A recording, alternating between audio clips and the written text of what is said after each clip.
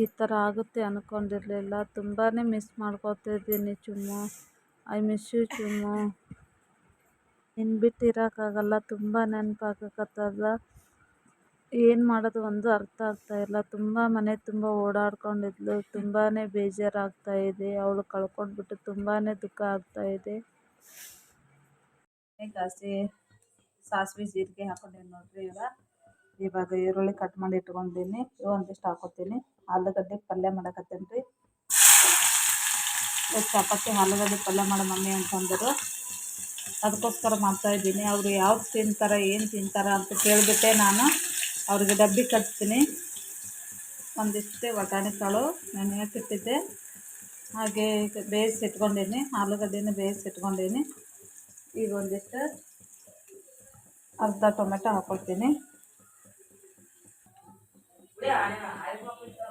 ನೋಡಿರಿ, ಇವಾಗ tomato cut ಮಾಡಿರ್ತೀನಿ ಚಿಕ್ಕ ಚಿಕ್ಕದಾಗಿ.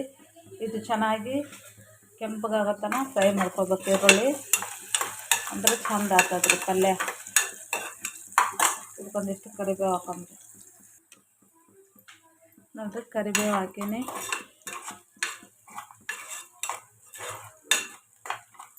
ಇದಕ್ಕೊಂದು ಸ್ವಲ್ಪ ಶುಂಠಿ ಬೆಳ್ಳುಳ್ಳಿ ಪೇಸ್ಟ್ ಹಾಕೊಂಡ್ರಿ.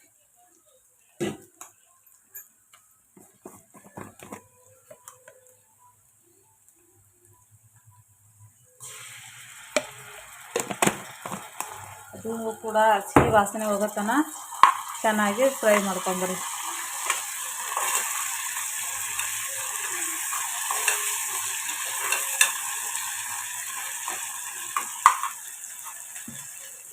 ಇವಾಗ ಟೊಮೆಟೊ ಹಾಕೊಳ್ತೀನಿ.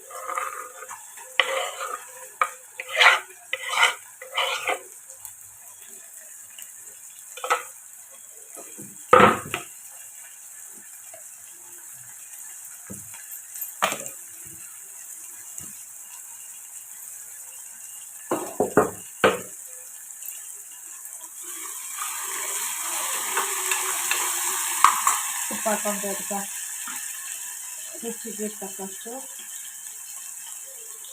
ಉಪ್ಪು.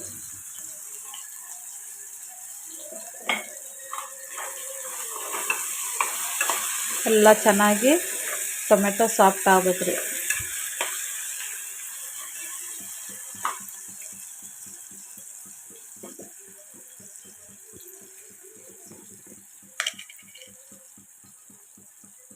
ಅರಿಶಿಣ ಒಂದು ಚಿಟಿಕೆ,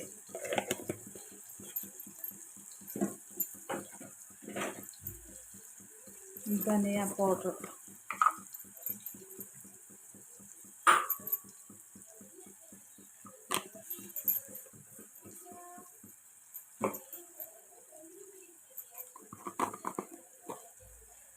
ಸ್ವಲ್ಪ ಚಿಕನ್ ಮಸಾಲ, ಅಂದ್ರೆ ಫ್ಲೇವರ್ ಚೆನ್ನಾಗಿ ಬರ್ತದ್ರಿ, ಅದಕ್ಕೋಸ್ಕರ ಹಾಕ್ತಾಯಿದ್ದೀನಿ. ನೋಡಿ, ಚೆನ್ನಾಗಿ ಮಿಕ್ಸ್ ಆಗಲಿ. ಇವಾಗ ಅದಕ್ಕೆ ಖಾರ ಹಾಕ್ಕೊತಾ ಇದ್ದೀನಿ. ಇದು ನೋಡಿರಿ ಮಸಾಲೆ ಖಾರ, ನೋಡಿರಿ ಮಸಾಲೆ ಖಾರ ಕುದಿಸಿರೋದು, ಅದನ್ನು ಹಾಕ್ಕೊತಾ ಇದ್ದೀನಿ.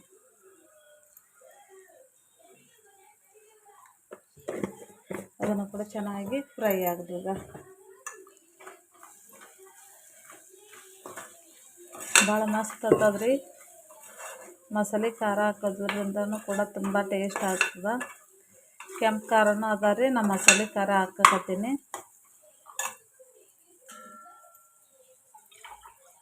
ಒಂದು ಸ್ವಲ್ಪ ನೀರು ಹಾಕಕತ್ತೀನಿ ರೀ.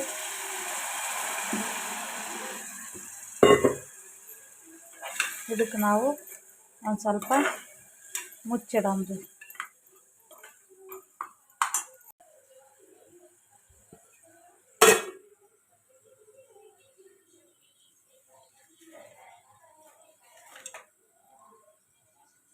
ಇವಾಗ ಆಲೂಗಡ್ಡೆ ಕಟ್ ಮಾಡ್ಕೊತೀನಿ ರೀ. ಚಿಕ್ಕ ಚಿಕ್ಕದಾಗಿ ಕಟ್ ಮಾಡ್ಕೊತೀನಿ.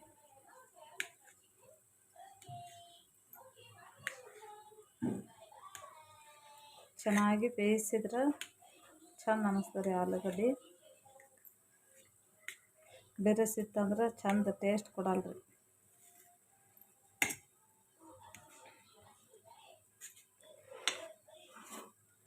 ಬನ್ನಿ ಫ್ರೆಂಡ್ಸ್ ಬೂಸ್ಟ್ ಕೊಡೋಣ. ಅವರು ಕೂಡ ರೆಡಿ ಆಗತ್ತಾರೆ ಸ್ಕೂಲಿಗೆ. ಟೆಸ್ಟ್ಗಳು ನೋಡ್ಬೋದು. ಇವಾಗ ಸ್ವಲ್ಪ ಲೇಟಾಗಿ ಮಲ್ಕೋತಾರ, ಒಂದಿಷ್ಟು ಓದಿ ಮಾಡಿ ಜಲ್ದಿ ಹೇಳಲ್ರಿ. ಸ್ವಲ್ಪ ಲೇಟಾಗಿ ಎದ್ದಾಳ್ತಾರೆ, ಲೇಟಾಗಿ ಮಲ್ಕೊಂಡು ಲೇಟಾಗಿ ಎದ್ದಾಳ್ತಾರೆ ನೋಡ್ರಿ.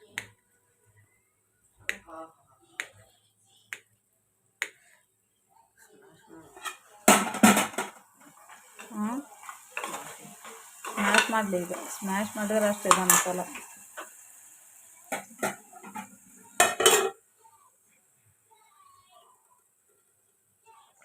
ದೋಸೆಗೆ ಚಂದ ಸ್ಮ್ಯಾಶ್ ಮಾಡಿದ್ರೆ, ಚಪಾತಿದಾಗ ಹಚ್ಕೊಂಡು ತಿನ್ನಂಗಿರ್ಬೇಕು.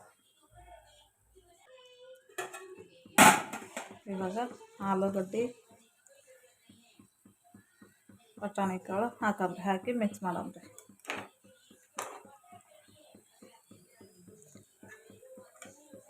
ನೋಡ್ರಿ ಈ ಥರ ಕಟ್ ಮಾಡಿ ಇಟ್ಕೊಂಡಿದ್ದೆ, ಹಾಕ್ತೀನಿ.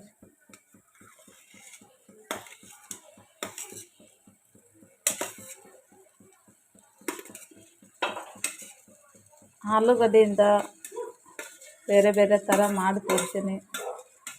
ನೋಡಿಲ್ಲ ಅನ್ನೋರು ಚಾನಲ್ಗೆ ಹೋಗಿ ನೋಡಿ ಸಪೋರ್ಟ್ ಮಾಡಿರಿ. ನೋಡಿರಿ, ನಮ್ಮ ಉತ್ತರ ಕರ್ನಾಟಕ ಸ್ಟೈಲ್ನೂ ಮಾಡ್ತೀನಿ ಮತ್ತು ಹೋಟೆಲಲ್ಲಿ ಅಲ್ಲಿ ಮಾಡುವಂಥ ರೀತಿಯಲ್ಲಿ ಕೂಡ ಮಾಡ್ತೀನಿ. ಯಾಕಂದರೆ ನಮ್ಮ ಸಂಡಿಲೇ ನಾವು ನೀರು ಕುಡಿಯೋಕೆ ಆಗಲ್ರಿ.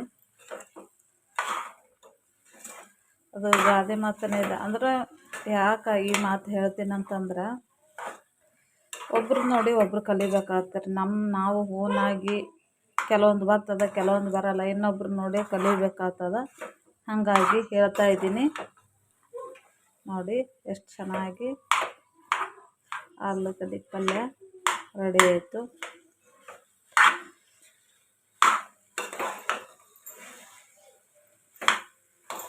ಸ್ವಲ್ಪ ಲೂಸ್ ಬೇಕಂದ್ರೂ ಒಂದು ಸ್ವಲ್ಪ ಇರ್ಬೋದು, ಬೇಡ ಇಷ್ಟೇ ಇರಲಿ ಅನ್ನೋರ್ನು ಇಷ್ಟೇ ಇರಲಿ ಅಂದ್ರೂ ಕೂಡ ಬಿಡ್ಬೋದು. ನೋಡಿ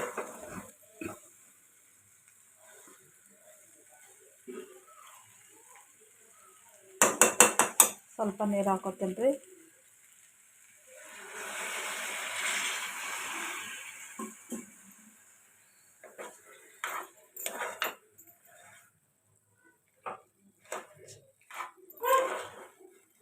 ನೋಡಿರಿ ಇವಾಗ ಒಂದು ಸ್ವಲ್ಪ ಮುಚ್ಚಿಡ್ತೀನಿ ರೀ. ಆಲೂಗಡ್ಡೆ ಪಲ್ಯ ರೆಡಿ ಆಯ್ತು ನೋಡಿರಿ. ಯಾಕೆ ಈ ಮಾತು ಹೇಳಿದ್ನಂತಂದರೆ, ನಮ್ಮ ಸೊಂಡಿಲೇ ನಾವೇ ನೀರು ಕುಡಿಯೋಕ್ಕಾಗಲ್ಲ ಅಂತಂದರೆ, ನಮಗೇನು ಎಷ್ಟು ಬರುತ್ತೆ ಅಷ್ಟು ಇದು ಮಾಡಿಕೊಂಡು ಬೇರೊಬ್ರಲ್ಲಿದ್ದನ್ನು ಕಲಿಬೇಕಾಗ್ತದೆ. ನಾವು ಒಬ್ಬರು ಕಲ್ತ್ಕೊತ ಹೋದರೆ ನಮ್ಮ ಬೇರೆ ಬೇರೆ ಮಾಡೋಕೆ ಈಸಿ ಆಗ್ತದೆ. ನಮಗೆ ಎಷ್ಟು ಅಂತದ ಇದು ಇರ್ತದೆ ರೀ, ನಮ್ಗೆ ಎಷ್ಟು ತಿಳಿದಷ್ಟು ನಾವು ಅಡುಗೆಯನ್ನು ಮಾಡ್ತೀವಿ. ಹೊಸ ಹೊಸ ರುಚಿಯನ್ನು ಕಲ್ತ್ಕೋಬೇಕಂತಂದರೆ ಇನ್ನೊಬ್ರದ್ದು ನೋಡೇ ಕಲ್ತ್ಕೋಬೇಕು. ಹಾಗಾಗಿ ಹೇಳ್ತಾ ಇದ್ದೀನಿ. ಮೊದಲಿದ್ದ ನನಗೆ ಅಡುಗೆ ಅಂದರೆ ತುಂಬಾ ಇಂಟ್ರೆಸ್ಟ್ ರೀ. ಹಾಗಾಗಿ ಬೇರೆಯನ್ನು ಕಲಿತೀನಿ, ನೋಡಿಬಿಟ್ಟು ಚಾನಲ್ ನೋಡಿ ಬೇರೆ ಬೇರೆ ಚಾನಲ್ ನೋಡ್ತೀನಿ, ಕಲಿತೀನಿ.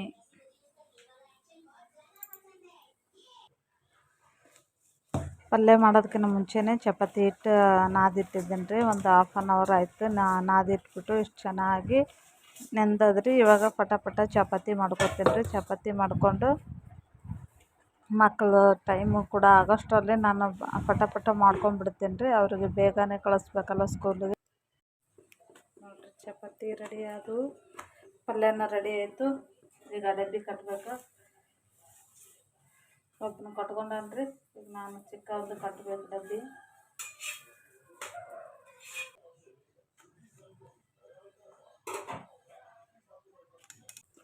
ಆಯ್ತು ಊಟ?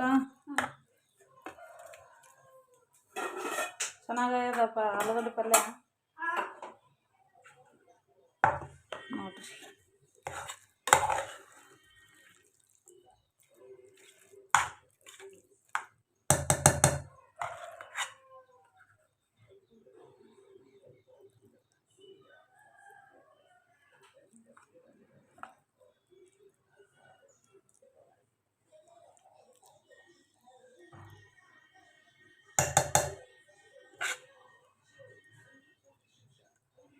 ನೋಡಿರಿ ಪಲ್ಯ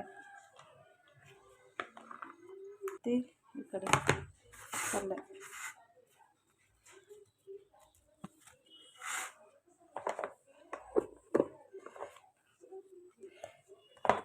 ಇದು ಬೇಡಪ್ಪ ಏನೋ ಸ್ನ್ಯಾಕ್ಸ್ ಅದು ಒಯ್ಯಬೇಕಂತ ಸ್ಟೀಲ್ ಡಬ್ಬ ಅಂದ್ರೆ ಕೇಳಲ್ರಿ. ನೋಡಿರಿ ಬುತ್ತಿ ರೆಡಿ ಆಯಿತು.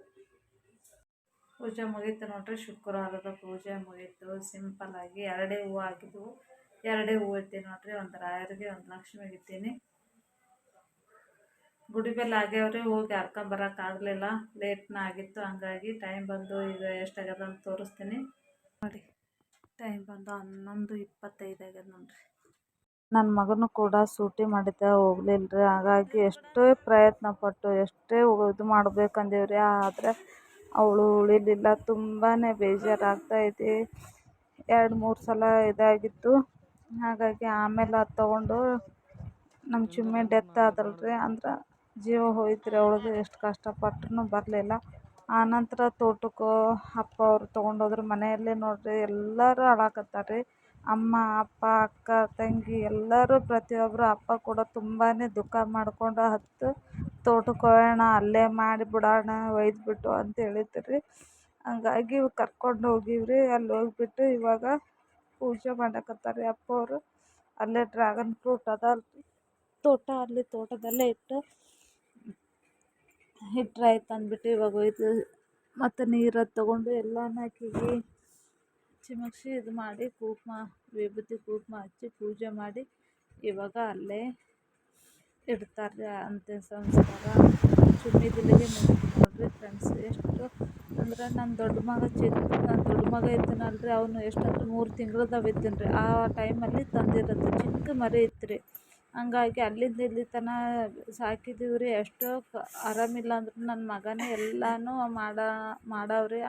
ಅಪ್ಪ ಅವ್ರು ಕರ್ಕೊಂಡೋಗಿ ತೋರ್ಸಾರ್ರಿ. ಅವನೇ ಜಳಕ ಮಾಡಿಸೋದು, ಊಟ ಮಾಡಿಸೋದು ಪ್ರತಿಯೊಂದು ಅವನೇ ಮಾಡ್ತಿದ್ದಾನೆ ರೀ. ಇವತ್ತಿನ ದಿನ ನಾನು ತುಂಬಾ ಮಿಸ್ ಮಾಡ್ಕೊತೀನಿ ಅನ್ಬೋದು ರೀ. ಹೇಳೋಕ್ಕಾಗಲ್ಲ, ಅಷ್ಟೊಂದು ಇದೆ ರೀ ಅವಳದು.